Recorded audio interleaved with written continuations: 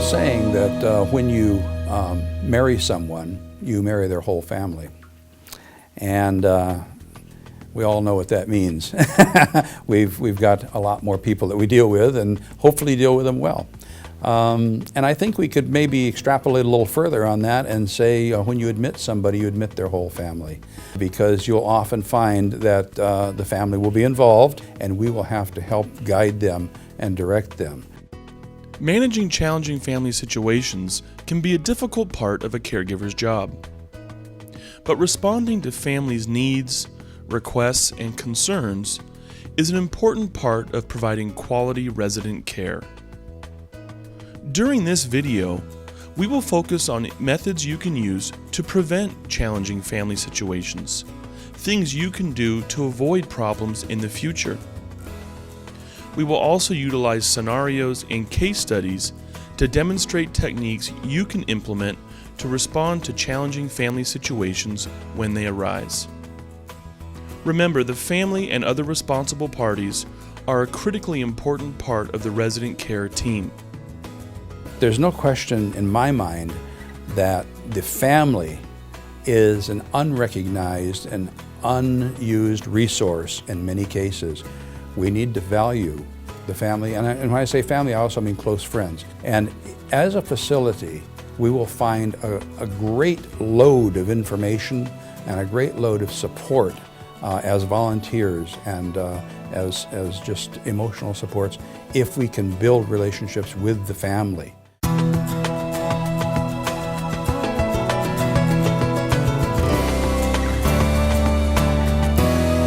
Successfully managing challenging family situations begins with prevention. Learning as much as you possibly can about your residents and families, learning about their needs and preferences can help to prevent some of the problems you might face. Your preventative efforts actually begin before the resident ever moves into your community. And the ideal time to begin that is before admission, when we ask them the information that we need to have to evaluate whether they're appropriate for our level of care. And the way we interact with the family and include them, the family and friends, will set the stage for the future. So before admission is important. The first few hours, the first few days, and the first few weeks also are very important. When somebody is new to the facility, they're open to change. They are often overwhelmed because they've changed their lifestyle radically. I mean, just imagine yourself going into a facility. New people, new food, new room, a lot of differences than what you had before. Maybe giving up some things, but also new opportunities too. Hard to see the opportunities though when you're overwhelmed with what you've lost. Some researchers have suggested that when a resident moves into a new community, the resident and the family may actually go through the stages of grief originally described by Dr. Elizabeth Kubler-Ross. Although Dr. Kubler-Ross's model was originally applied to death and dying, many have applied these stages of grief to any significant loss one might experience. Understanding these stages of grief and loss can help you understand what your residents and families are going through. Now, it's certainly not a loss to move into a facility, but it can feel like one because of how much you've given up in the process. And Dr. Kubler-Ross said that we went through denial, anger, bargaining, depression, and acceptance. And I have found that our residents and their families do follow those steps pretty closely too. That at first, when they are first thinking of coming in or first moving in, there may be denial. Dad probably really doesn't need this. We could probably care for him. Honestly, we could. Of course, it's really hard on our family, and it's really tearing our family apart. And so we do need to look for something, but they're going back and forth. Or the resident says, I can care for myself. I don't need all this. There's no need for me to be here. It's not true. What does that mean, level of care? I mean, what, move her into a different facility or more care or? No, we have all kinds of stages that we can place her at. No, wait, this isn't true. Don't listen to him. It's Calm not down. true. I'm fine. Okay. Does this mean like more money? They may be angry too. I'm angry at my son for placing me here. Well, sir, but you signed? Yes, I did, but he pushed me into it. I don't like that. Or anger for some other reason, and that's not unusual that human beings will go through that step in coming to actual acceptance. Pam, I've got to tell you something. I'm extremely upset. They haven't been delivering my paper, my North County Times. That is so not right. I know. I pay extra for that thing to be delivered here. That's crazy. I know. Well, wasn't there this morning. It wasn't there yesterday. Did you talk to the manager? They don't listen to me. I'm going to go down and talk to her. That is so crazy. I'm not putting up with this.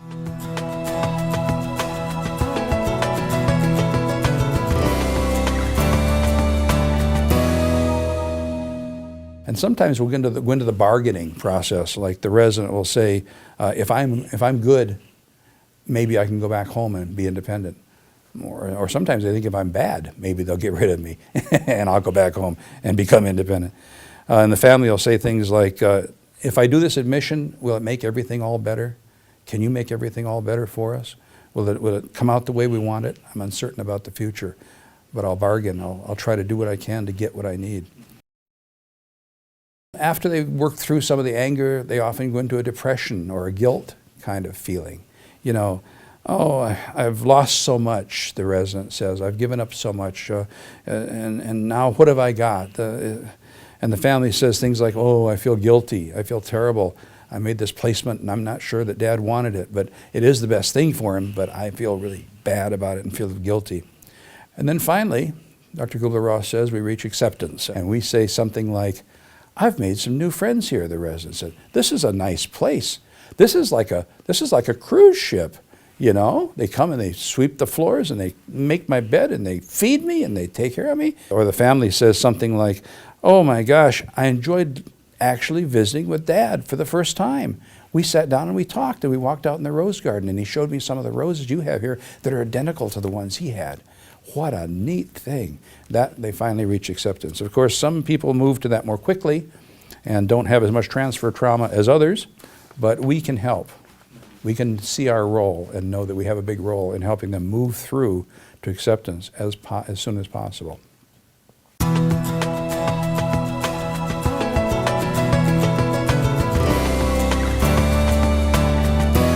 Families often have a sense of loss of control.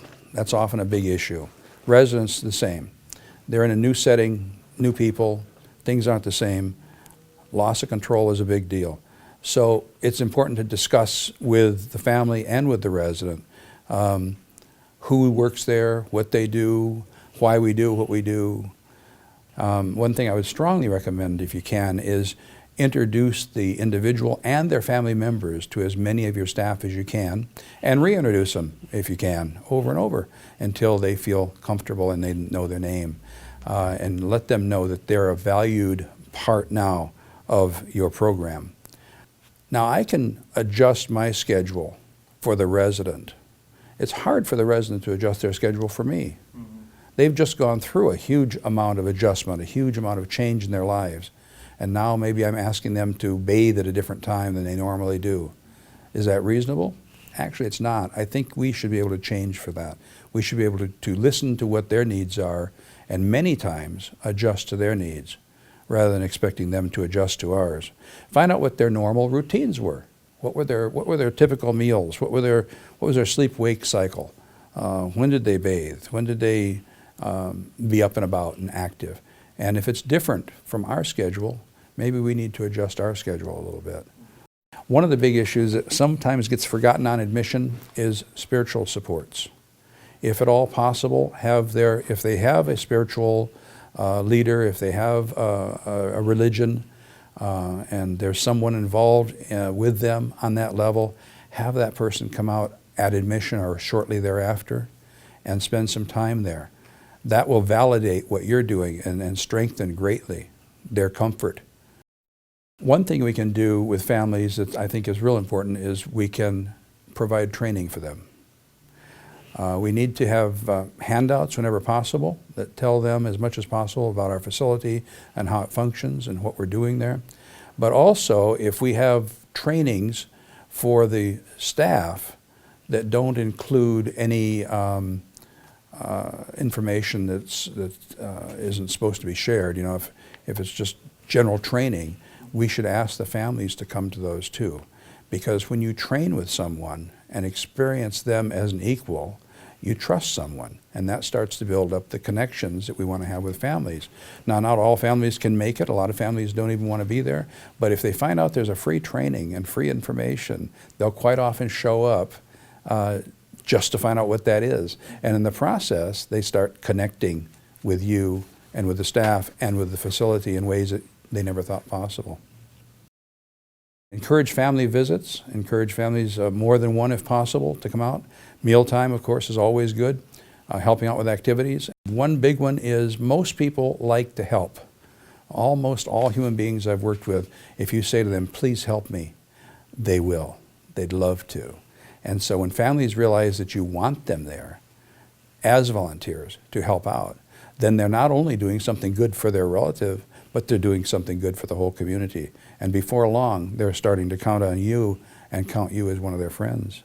Now, we can't be friends of the family. We can't be their best buddies. But honest to goodness, we should have a friendship with them, shouldn't we? Because that's when the communication flows more freely and we get information we wouldn't have gotten otherwise that helps us care for the resident more effectively.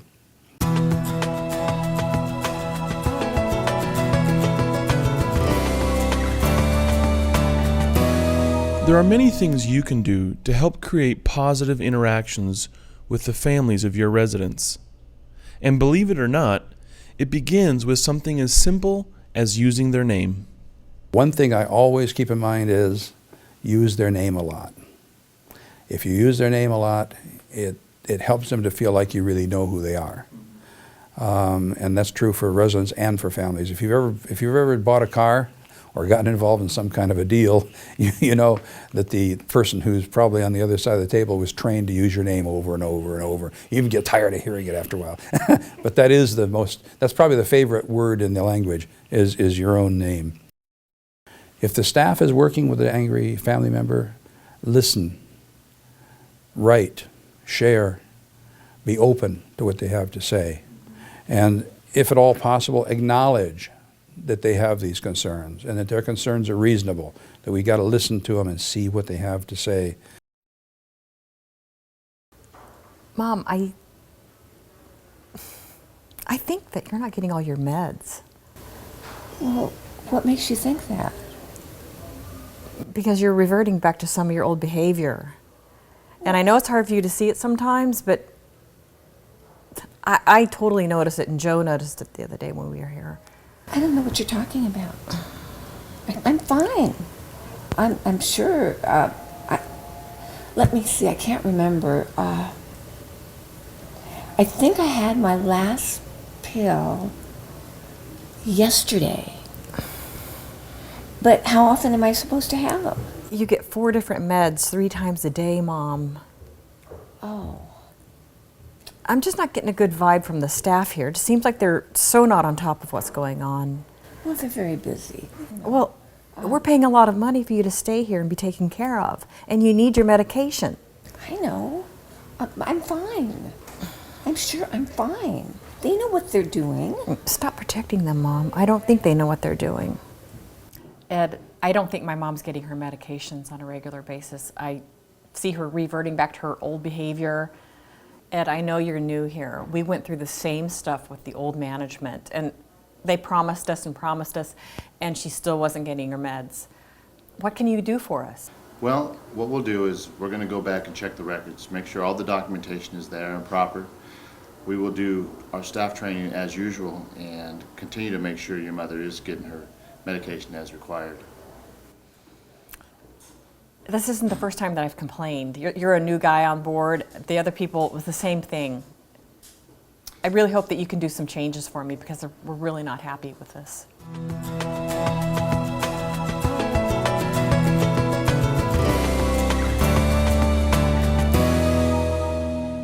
Active listening is a two-way street. Communication is always a two-way street. So active listening is listening to what the person has to say, and then when there's a reasonable pause, you restate what they just said, and you show that you're interested in having them correct you if it's not quite what they meant. One aspect of that is being as honest as we can be. What can we do? What can't we do? What does a family want? I don't know. I have to ask.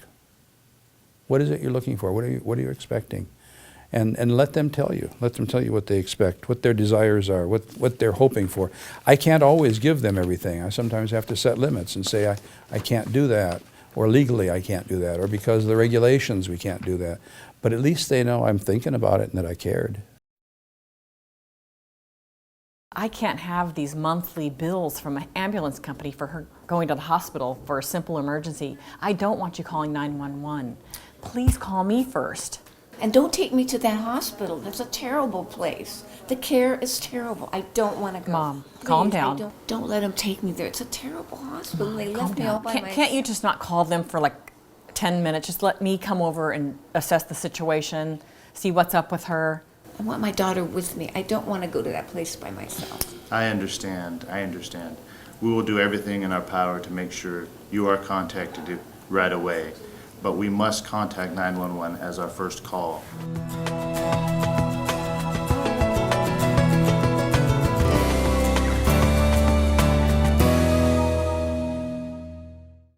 When you have someone who is demanding a lot, or verbally aggressive to you, or even hostile, quite often that person is feeling out of control, like they're inadequate maybe, like they don't know what they're doing, and so they're expecting you to fix it or do something about it. They may have low self-esteem. So what can we do for somebody like that? Well, we need to be firm, but fair. We need to remain calm and caring. We need to somehow show them we're empathetic to what they're doing. Sometimes people just need a shoulder to cry on, and sometimes that's what we have to be, even though it's not traditionally clinical, or it's not necessarily in the licensing regulations. We have to be able to set limits and say this is how much we can do and how much we can't do. We have to assert ourselves without being aggressive and say this is the way it has to be right now. It may not always have to be that way, and I want to look and see what we can do. But right now, these are the limits. This is what I can and can't do, and this is what I'm asking of you. Empathy, in my mind, is when you care for the other person's viewpoint and you value what they have to say, and you can kind of identify where they're at. You can kind of feel like you're in their shoes and say, I see how difficult this is. I feel how this hurts you. And I don't like it either. I want to know, and I want to try to figure out with you what we can do about it. What can we do to make this thing change, to adjust this so that it works? Ideally, if you can have family council meetings, which meet regularly, and have leadership there from the facility, and actually talk with family members about what their concerns are and their interests are, that can help to diffuse possible problems and family and build family support. You can also have a family support group where families get together with a staff person or two and share with each other some of their experiences and their ideas and their thoughts. That can be a very powerful support, so that the families not only have their relative in your facility, but they also feel connected to the other families in your facility, anybody who's willing to show up and take part in it.